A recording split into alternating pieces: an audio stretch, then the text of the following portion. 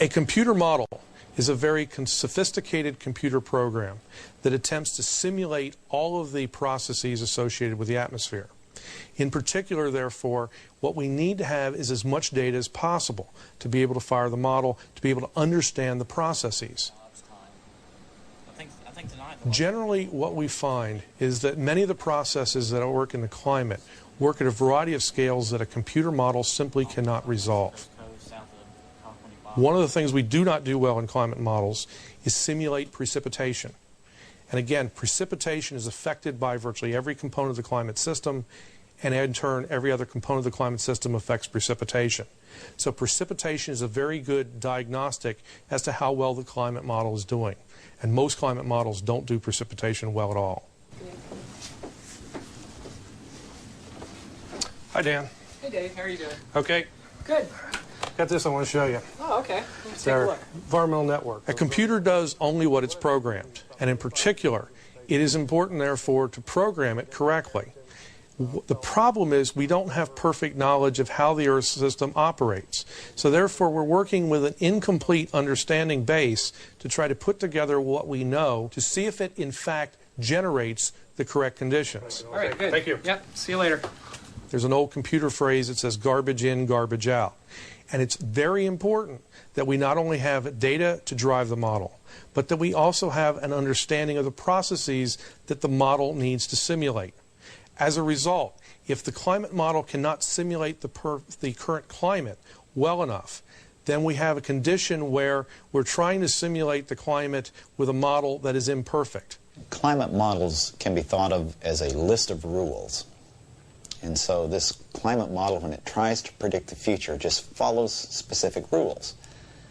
The real world is a physical system. It follows rules, but there are so many that are not contained in climate models that I think the climate models are too limited in being able to express what really happens in the real world. And so to use them for a long-term projection, I think, is not wise at this point. Computer simulations are the tool that's used to make forecasts of temperature into the future. And the latest forecasts have a huge range. They range from just over 1 degree centigrade to, my goodness, almost 6 degrees centigrade for the next 100 years. That large range immediately tells you that the models don't agree with each other and they're very uncertain. The Intergovernmental Panel on Climate Change and treaties such as the Kyoto Protocol are primarily based on climate model forecasts of what's going to happen in the future. Our issue associated with that then is if the climate models are somehow biased or incomplete, then our forecast of what the future might look like is too biased and incomplete. Why that then turns into something that means there has to be action now, that's confusing to me. I can only imagine that something like the precautionary principle has been adopted as de facto policy. The science in this case is indicating from incomplete models that we need to make political assertions and political changes. But part of the problem is that with incomplete science, we can make mistakes in policy that can have serious ramifications in the future. When one talks about climate models and observations, I'm reminded of a climate scientist one time who said, "My model is right, it's the real world that's wrong." And I think that's what we've seen in many cases. And so using observations is not as exotic. It is not as dramatic in many cases, and occupies sort of a lower level in the climate hierarchy of who gets attention. Because climate modeling enterprises are very expensive, so they have these constituencies built up that seek to maintain their work. Observationalists generally do not have that same attention. And so developing observational data sets is sort of the weak sister in the climate community. Yet climate observations are supposed to represent the truth, not the theory, against which our theory is to be checked.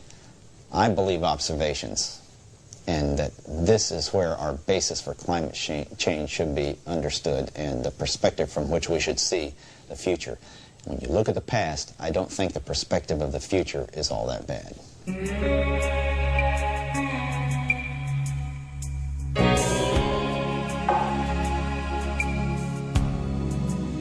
A finding such as ours that says the satellites show no real serious global warming is not well received in much of the climate community, and I recognize that.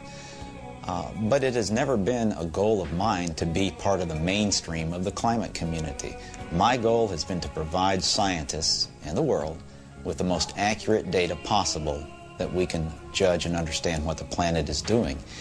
And so the data and the results are often greeted with skepticism because so many people have a belief that global warming is going to be a disastrous thing and that it is occurring right now to a large extent, that this picture doesn't fit their picture of the world. And as a result, I've had a very interesting life dealing with controversies and so on.